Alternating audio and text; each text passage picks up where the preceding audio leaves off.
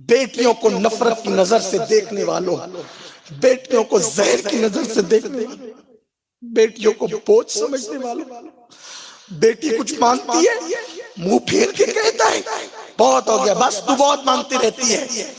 بیٹی کا دل توڑ دیا، جس نے بیٹی کا دل توڑ دیا اس نے گویا اپنے نبی کا دل توڑ دیا۔ اللہ کی عطا سے میری 2 بیٹیاں ہیں۔ ایک دن میری بیٹی نے مجھے رلا دیا۔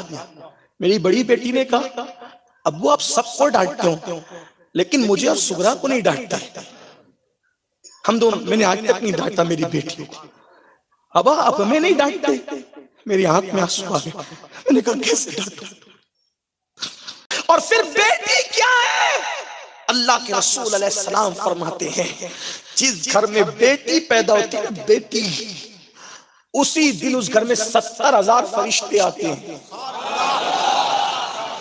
ابن حجر نے لکھا اس کو، بیٹیوں کو نفرت کی نظر سے دیکھنے والوں، بیٹیوں کو زہر کی نظر سے دیکھنے والوں، بیٹیوں کو بوجھ سمجھنے والوں، بیٹی کچھ مانگتی ہے منہ پھیر کے کہتا ہے بہت ہو گیا، بس تو بہت مانگتی رہتی ہے۔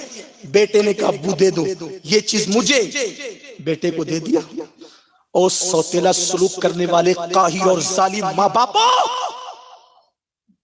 بیٹے بھی قیمتی ہے، مجھے بیٹوں سے کوئی نفرت نہیں، اللہ بیٹے بھی دے بیٹیاں بھی دے، لیکن ایک طرف ایک آنکھ سے دیکھنے والوں مجھے غصہ ہے تم پر، تمہارے سماج پر۔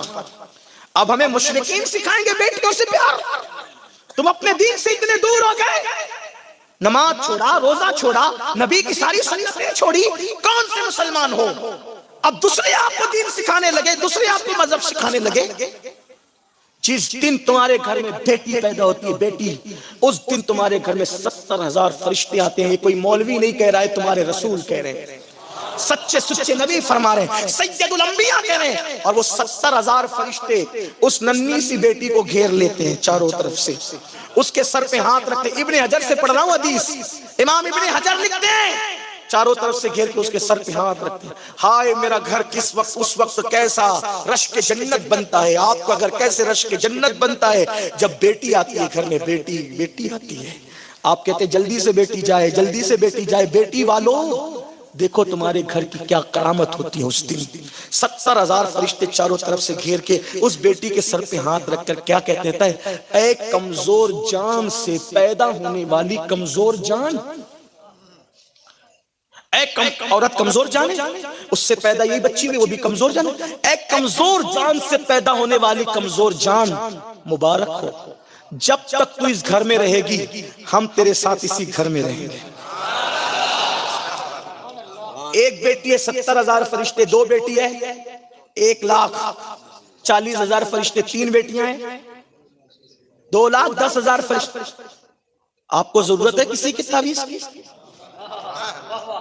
تعویذ والے بابا لوگ برا نہیں مانے، میں بھی کبھی کبھی ٹوٹے پھوٹے انداز میں نہیں بھی آتا ہے تو زبردستی لکھتا رہتا ہے، لیکن برا مت مانو۔ سوچو جس کے گھر میں 70,000 رحمت، اچھا رحمت کی فرشتے ہے، کسی تعویذ کی ضرورت؟ لیکن کوئی بیٹی کی قدر تو جانے۔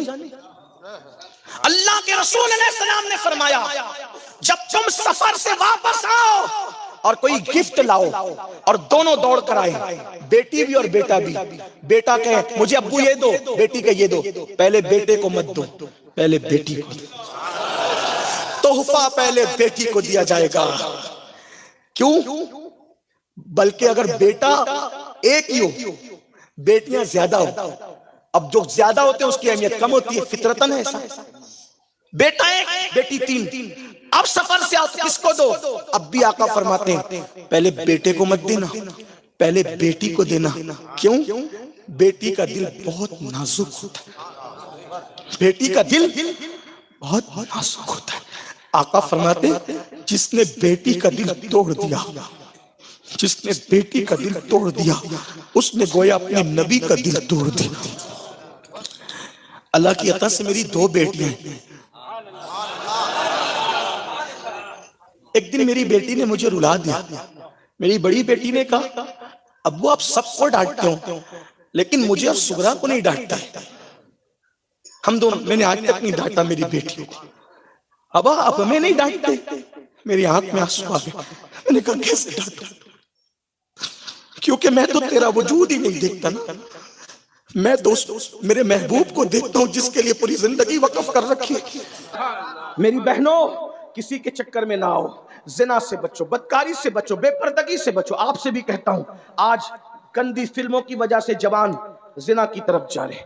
آخری روایت جو میں نے کہا تھا پڑھنے کے لیے، وہ دوسری روایت پڑھوں، توجہ سے سننا، تھوڑی طویل ہے، غور سے سنو۔ توبہ کرو، نماز چھوڑی توبہ کرو، زنا کیا توبہ کرو، گانے سنے توبہ کرو، بدکاری کی توبہ کرو، عورتوں سے بے پردہ ملاقاتیں کی توبہ کرو، توبہ کرو، بدلو، پلٹو، اللہ کی طرف پلٹو۔ یعنی وہ پیدا ہو تو بیٹی کی شکل میں ہے تو وہ ماں باپ کے لیے جنت ہے، وہ جوان ہو کر کے شوہر والی ہو جائے، نیک بیوی شوہر کے لیے جنت ہے، وہ ماں بن جائے تو ماں بننے کے بعد اس کے قدموں میں جنت سمٹ آتی ہے۔ فرمایا الجنت تحت اقدام الامہاتکم، کہ جنت تمہاری ماؤں کے قدموں کے نیچے ہے۔ اور یاد رکھنا، جنت جو ہے وہ بتانے کی چیز نہیں ہے، جنت چھپانے کی چیز ہے۔ جنت کو جنت اسی لیے کہتے ہیں کہ وہ چھپا دی گئی ہے، جن کو جن اس لیے کہتے ہیں کہ وہ چھپی ہوئی مخلوق ہے۔ جن اور جنت کا مادہ ایک ہی ہے، تو جو جنت ہوگی وہ چھپی ہوئی ہوگی۔ ہمارے یہاں عورت کا دوسرا نام جنت ہے، اس لیے ہم عورت کو چھپا کر کے رکھتے ہیں۔ اللہ نے اپنی جنت بھی جو آسمانوں پر ہے وہ چھپا کے رکھی ہے۔ ہمارے یہاں عورت زمین کی جنت ہے، ہم نے اس کو بھی چھپا کر کے رکھا۔ دنیا دکھائی جاتی ہے، جنت نہیں دکھائی جاتی، جنت چھپی ہوئی۔ جنت کو جنت اسی لیے کہتے ہیں، اہل علم جانتے ہیں، جنت کو جنت اسی لیے کہتے ہیں کہ وہ چھپی ہوئی ہے۔ سنو میری بہنوں، آج کل تو عورتیں کسی کے بھی ساتھ بیٹھتی ہیں، کسی بھی کے بھی سامنے بے پردہ جاتی ہیں۔ یاد رکھنا، یہ بھولا پن چھوڑو، پردے کے پابند بنو۔ دیور سے بھی پردہ، جیٹ سے بھی پردہ، خالہ زاد بھائی سے بھی پردہ، چچا زاد بھائی سے بھی پردہ، مامو زاد بھائی سے بھی، سب سے پردہ کرو۔ ایک مرتبہ کسی نے پوچھا، امام ابن الجوزی اس حدیث کو لائے ہیں، توجہ سے سنو۔ پوچھا یا رسول اللہ، کیا کوئی عورت کسی اجنبی مرد کے ساتھ کہیں بیٹھ سکتی ہے؟ کسی اجنبی مرد کے ساتھ کہیں بیٹھ سکتی ہے؟ آقا نے فرمایا نہیں، کوئی عورت اکیلے کسی مرد کے ساتھ نہیں بیٹھ سکتی۔ تو پوچھنے والے نے پوچھا یا رسول اللہ، اگر وہ عورت نیک ہو اور جس کے ساتھ بیٹھے وہ مرد بھی نیک ہو، دونوں نیک ہو، تو دونوں نیک لوگ ایک کے ساتھ بیٹھ سکتے دوسرے کے ساتھ؟ اب آقا کا جواب سنو، آقا فرماتے ہیں اگر کوئی عورت مریم کی طرح نیک ہو، جملے پہ توجہ کریں، حضور کی حدیث، لوگ کہتے ہیں مجھے میری بیٹی پہ بڑا فخر ہے۔